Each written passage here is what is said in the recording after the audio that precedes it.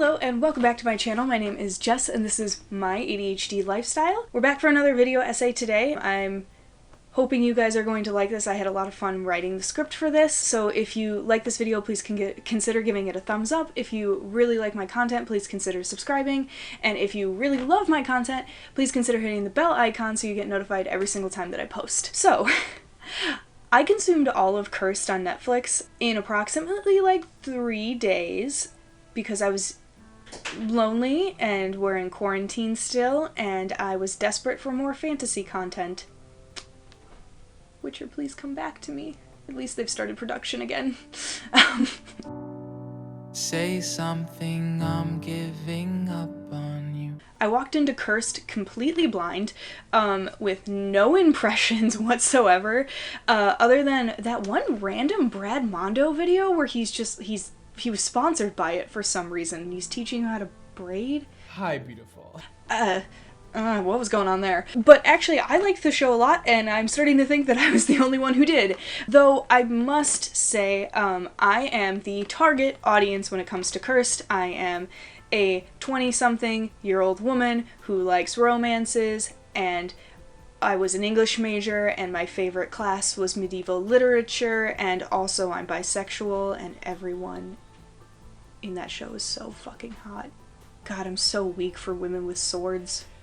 Even the weeping monk is pretty hot, with like the bald part of his head with the weird like cut cross into the... You know, it's just strange, but like, I'm into it. I'm going to do my best to not completely spoil the series for you guys. I did have a lot of fun watching it, and there are a lot of like big things that could totally ruin some of the surprises, which I think is fun, and I don't want to ruin anyone's fun. As you might have guessed by the title of this video, I am going to spoil some of the things about the Lesbian Nuns, so just a heads up, there's going to be some light general spoilers for the series, as well as some spoilers for particularly the characters of Morgana and Cecilia, as well as Iris. So just maybe if you don't want that, go watch the series and then come back to this video.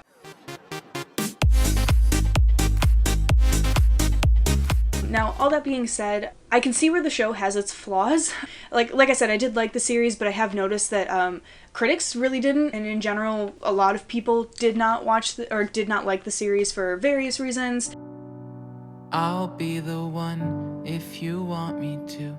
I can admit, like, there were things that confused me, like, Arthur is running around not being Uther's son, which was confusing to me, just from, like, a perspective of someone who knew the Arthurian lore. Uther is typically Arthur's father in most of those stories. At some point, the Fae take Grimaire, which is a bit of a spoiler, but not really. But when they take Grimaire, like, the plot comes to a grinding halt for, like, 3 episodes, and I don't know why. Like, they could have cut some of the stuff that's going on big time, in my opinion.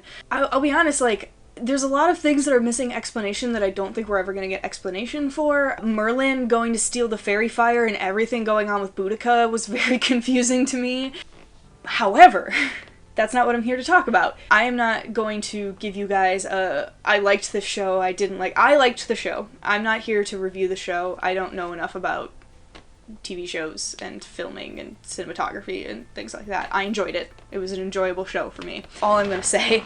However, this show did something that I never thought any adaptation of an Arthurian, or of the Arthurian legends, would ever do, which was including the Lesbian Nuns, which was a really big deal for me. That's right, there are nuns, they are lesbians. The Abbey is very interesting to me personally because it acts as a refuge for young women in the series. In fact, when the abbess of the Abbey first meets Nimue and she lies to the abbess about being pregnant so that the abbess does not find out that she is Fae, the abbess heavily implies that she would have protected Nimue regardless of whether or not she was Fae or if she was pregnant. This was actually what intrigued me the most about the series, because up until this point, it kind of just seemed like a generic adaptation of a retelling of the Arthurian tale, The Lady of the Lake. Of course, the series also does a lot of other things that I really loved. Making portions of Arthur's court Fae means that Arthur's privilege as a human is necessary to protect parts of his court. his round table is in danger and they need him. Kind of pushes them together better, in my opinion. Having a highly flawed female character who's just doing her best to protect the people around her despite the corruption she's experiencing from the sword that everybody wants. And then even including an arguably adulterous relationship between two characters that doesn't result in the female character in the relationship being totally destroyed for it. It kind of just treats it as, she followed her heart for this one specific instance, and there were consequences for those actions, but they weren't the whole of her character, which was very interesting to me. Introducing Gawain, my favorite of the Sir Arthur Knights, as a hardened kind of racist protector of the Fae, trying to save as many of his people as he can. A water snake has more soul than a human being. Gawain will always be my favorite, and if you read any of the Arthurian tales, please make it Sir Gawain and the Green Knight, not just because of the beheading contest, but because of the everything. But I appreciated a very flawed Gawain. He tends to not get a lot of characterization in other Arthurian tales besides Sir Gawain and the Green Knight, so it was very fun for me, who was very attached to that particular tale. However, back to the Lesbian Nuns. The inclusion of the Lesbian Nuns was what really set this series apart for me. Not only because the inclusion of lesbian characters, and several of them at that, means that portraying lesbians on screen is becoming more popular, and it's going to be a little bit less sexualized, and it's becoming more than just basic queer baiting. But including the Lesbian Nuns is actually an opportunity for a more accurate portrayal of the world that existed when the Arthurian tales were largely written. Abbeys acted as a lot of different things during the time that the Arthurian tales were being sung by minstrels. In fact, some of my most favorite Arthurian tales were written by a woman we only know as Marie de France, who some scholars believe was probably a nun living in an abbey and writing about Sir Arthur and his knights. In fact, many of the women suspected to be Marie de France by scholars were in fact the abbess of an abbey of nuns. She was likely of noble birth, but beyond that, we don't really know much about Marie de France.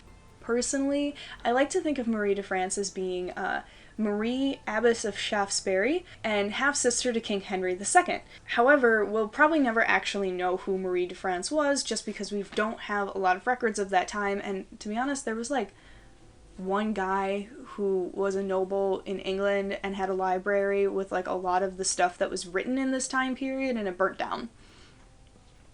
Bye. Oh, what I would give. People talk about the Library of Alexandria as if it's the one thing that they would love to bring back because of all of the knowledge that was in it. This one random noble's library is what I want. I'm totally on a tangent. That noble's library is where we have the original manuscript of Beowulf, which is kind of cool. Back to Marie de France.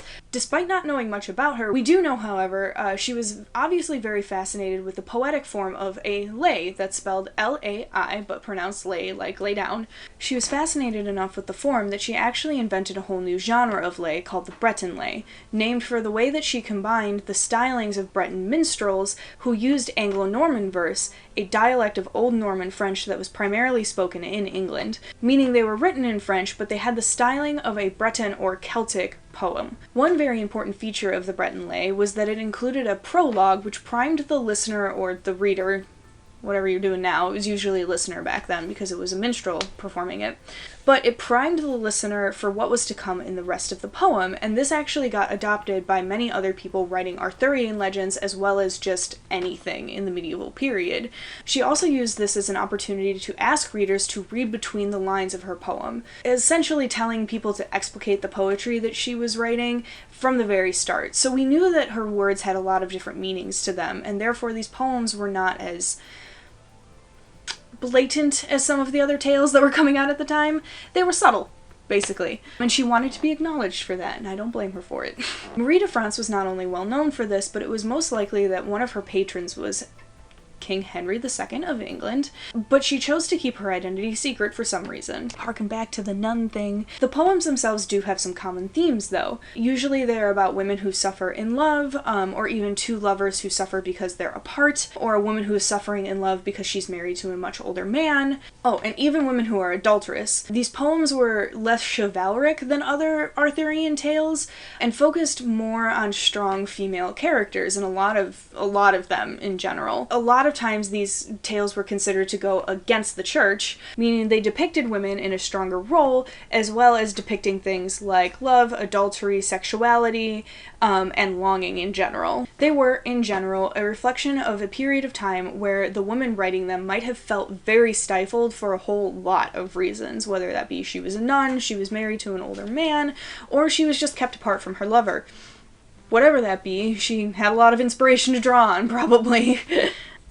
However, there are a few things that I would really like to emphasize when I'm talking about Marie de France's writing, and the theory that she was actually a nun. And I promise, I'm getting back to the Lesbian Nuns and Cursed. This is going somewhere. In one of her lays titled Launval, a knight of King Arthur's court named Sir Launval finds a lover in a fairy woman who asks him not to reveal her identity to anyone. Period. Otherwise, she'll cut off the relationship and he'll be alone. Upon receiving some rather adulterous advances from Queen Guinevere, yes, Queen Guinevere, Launval finds himself having to reject the queen, but can't tell her who his lover is because he made this promise to her. So, what does Queen Guinevere do in this situation? She accuses him of being gay. That's not a joke. That's actually what happens. She implies he has no taste for women and that he instead must have taste for the young men of the court. Now, I just want to clarify, she says young boys in the poem. She's not implying that he is a pedophile in any way. The association with gay men and pedophiles, 1, is incorrect, and 2, did not exist during this period. It was instead just kind of seen as against the church, which, you know, wouldn't have been a thing in the Arthurian times, but you know, you have to remember that they were written when the church was in power, but they were essentially historical fiction in the minds of the people writing it. Of course, in the story, Launval responds by putting his foot down and saying that he does in fact have a lover. Not that he's not gay, just that he has a lover. He doesn't even clarify that it's a woman. Just that he has a person. At this point in the story, King Arthur feels that Launval has embarrassed Queen Guinevere or done some disservice to her, despite the fact that she was definitely trying to cheat on King Arthur with Launval or something. I'm not quite sure what's going on there. King Arthur forces him to reveal the identity of his lover, only for his lover to show up and whisk him away to Avalon regardless. It's a very strange tale. This is obviously a very unusual occurrence for Arthurian tales, for a lot of reasons, especially when you consider that sexuality in a specific term really doesn't come up at any other point in any of the other Arthurian tales that we have our mitts on. There could be more out there, I guess. Because queerness never really comes up in Arthurian tales, Launval sticks out, and especially the fact that Launval doesn't really deny it, he simply says that he has a lover.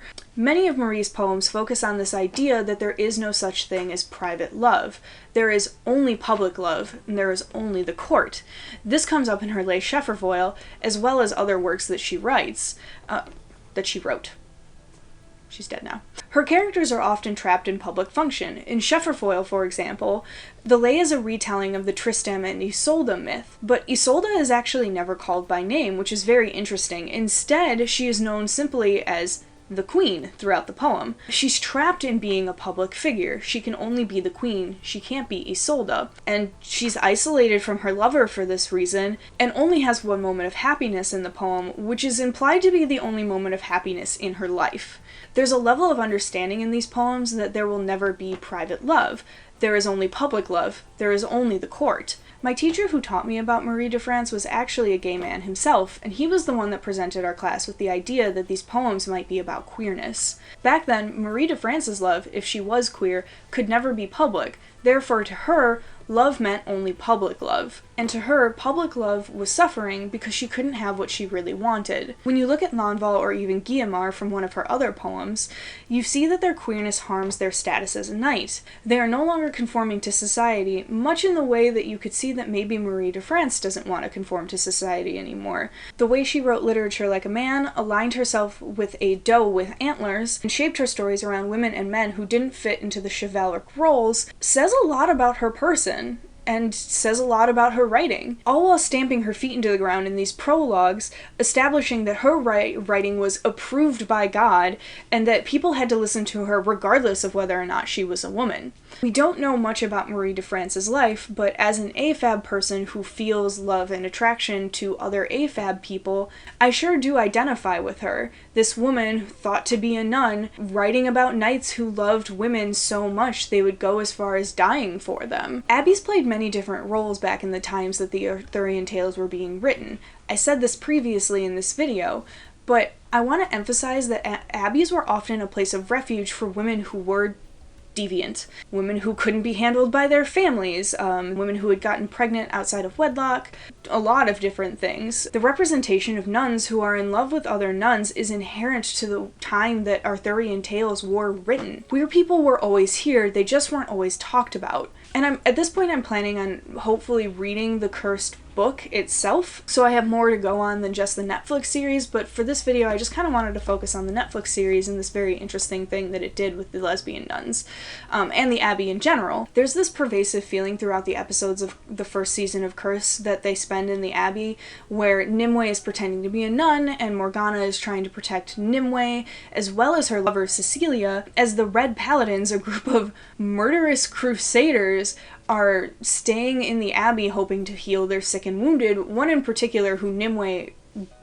pretty much mortally wounded herself. There's this weird sense of invasion. You feel the fear of Nimue and Morgana, who are desperately trying to make it through this situation without getting caught. They're trying to heal the crusader that Nimue hurt several episodes before this, in hopes of preventing the wrath of the Red Paladins on the Abbey as a whole. She will be the death of us all if he dies. They spend several episodes essentially with the constant feeling that the men around them aren't supposed to be there and are going to kill them. This feeling is made even stronger when Iris begins to be a more prominent character. Iris is another nun who, from the moment she tells Morgana that she was in love with her, and Morgana rejects her, you kind of know that she's going to be a bit of a villain for the rest of the series, and that she's probably going to grow a lot from where she's at. That feeling that you got with Nimue and Morgana, that sense of invasion with the Red Paladins, and them being an active threat to the female characters, gives way to this frustration that Iris has, where the Red Paladins just aren't really listening to her. They treat her like a silly girl and push her away whenever they can. You're never really meant to root for Iris during the season. In fact, she's very much a villain. She spends the majority of the season being super fantasy racist and trying to kill Nimue, who is the main character of the series. But these few episodes where we first start to get to the inklings of what Iris's character is going to become are incredibly interesting because they happen in this Abbey. I have a way of spying demons. Do you know how? No. How? I just stare at them. I stare at them until I see through their faces to their real faces.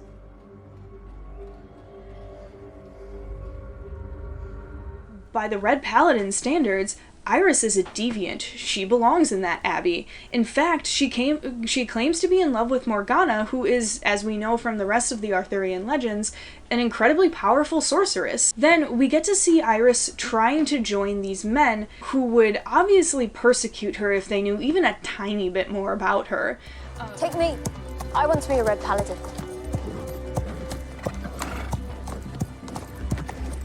It doesn't feel unlike the trope of the pick-me woman. She's a woman who is not Fae and feels no empathy for other women or the Fae. And unlike the other nuns, she's kind of murderous. To the point where she ultimately burns down the Abbey with all of the nuns inside of it in hopes of joining the Red Paladins. And what happens after she's destroyed and maimed all of these other women? The Red Paladins reject her anyway. I want to join you. I want to be a Red Paladin. We don't take girls. Go home. Piss off. She's told the only way to become a Red Paladin is if she brings in the head of the Wolf Blood Witch, which refers to Nimue throughout the series. What do I need to do? Tell me. Bring us the head of the Wolf Blood Witch. And even when she's told this, it's not intended to be attainable, nor is it a promise that the Red Paladins would necessarily follow up on. In fact, The character who tells her this is not even a named character. She's simply told to just kill and maim more women in hopes of attaining this public life that she wants. On the other end of this spectrum in this abbey, we get the rather tragic story of Morgana and Cecilia. Morgana and Cecilia are able to have their private love while they're in the abbey, and I would argue the show went a step further by also giving Morgana a passion and a love for this, for lack of a better term, Underground Railroad that she is credited as creating to help save the Fae, who are, well, the Red Paladins are trying to genocide them.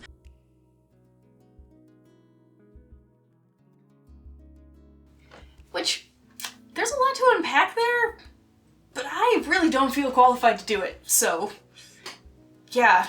Morgana is shown as being a loving, caring, and very tragic character throughout the season for a number of reasons. I'm not gonna let the show live down the fact that they did kill off Cecilia with the rest of the nuns when Iris burns the abbey down. They're going to have to do a lot if they get more seasons of this show to make up for the fact that they killed off one of their main speaking lesbian characters. Otherwise, it's gonna end up coming off as a very bury your gaze. Now, I will say they are not the only lesbians in the series, however, they are the only prominent ones. You do see some, like, background characters and things like that, so you kind of lost me with that one, Cursed. Anyway, back on topic. Morgana's main loves in her life, both Cecilia and the work that she's doing, are both ultimately destroyed almost as soon as they start to become public. In the show, Nimue is actually shown discovering Morgana and Cecilia kissing, and this is the first indication that we get that their love is going from the private into the public. Plus, with the invasion of the Red Paladins in the Abbey, they have less places where they can be private. Well, after discovering Morgana and Cecilia, Morgana does threaten Nimue, and Nimue does tell her that she doesn't think she's doing anything wrong, and she's not going to tell anyone about her and Cecilia. However, we know throughout the series that Nimue's way of thinking and the way of life that the Fae live is persecuted in this land. The Red Paladins are actively winning the war against the Fae. So in fact, the entire Fae lifestyle is being persecuted. And this doesn't really mean anything that Nimue doesn't see them as doing anything wrong. It just makes her a good person, basically. Juxtaposes her against the rather Christian-coded Red Paladins, which they are Christian, that's what's going on there. The Abbey in the show acts as a sanctuary for these women, whether they're gay, fae, with child, or they're ambitious and want to murder their protagonist. The Abbey acts as it did in the times that the Arthurian tales were being written. They took women from all walks of life and gave them a place of refuge. It was a place where women could hide, as much as it was sometimes a punishment for the women that were there. And that's what I found so interesting about the Abbey and Cursed. They took this representation of a sanctuary for women from the public sphere, and they invaded it in a way that made it feel incredibly unsafe. You feel incredibly fearful for the characters that are involved in the main plot of the story throughout the entire time that they're in the Abbey. They feel not protected. It made everything that happened in the Abbey and with the Abbey and surrounding it feel appropriately tragic. So awful, in fact, it felt like it could fit directly into a Breton lay. A young nun in love with another nun, desperately wishing to be together, only to have one of them die the moment that their love becomes public, permanently separating them. This place. It's the only home I've ever really known. Our home. Oh, that was a lot. Thank you so much for watching this video. I hope you enjoyed it as much as I enjoyed writing it and recording it and talking about all of this. Today's word of the day, since you made it to the end of the video, you get to learn the word of the day, and it is lay, spelled L-A-I, but pronounced lay like lay down. And it refers to a lyrical narrative poem written in octosyllabic couplets, usually depicting adventure and love. If you've watched all the way to the end of this video, please put the word of the day in the comments. That would really help me out. Plus it proves that you watched it to the end of the video, so you get a little bit of clout. You know, clout from me personally. yeah. Again, if you liked this video, please consider giving it a thumbs up. If you like my content, please consider subscribing to my channel. If you really love my content, you can hit the bell icon to get notified every single time that I post. If you have questions for me about this video, about Arthurian tales, you want to talk, you know, literature, please reach out to me. I will put my handles here. I am at my ADHD lifestyle on both Instagram and Twitter, and I would love to hear from you all. I hope you all have a wonderful day and that your Lesbian Nuns get a second season so that hopefully the show can redeem killing one of them off.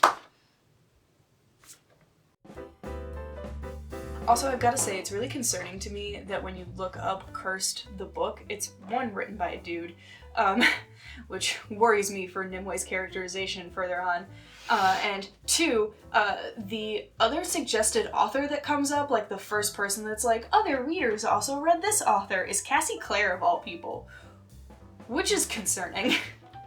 I guess it's not really concerning. Cursed is a form of fanfiction, so, you know, I guess suggest other authors who published their fanfiction. I sound judgmental about that. I honestly don't think that's a bad thing. My concern is more Cassie Clare.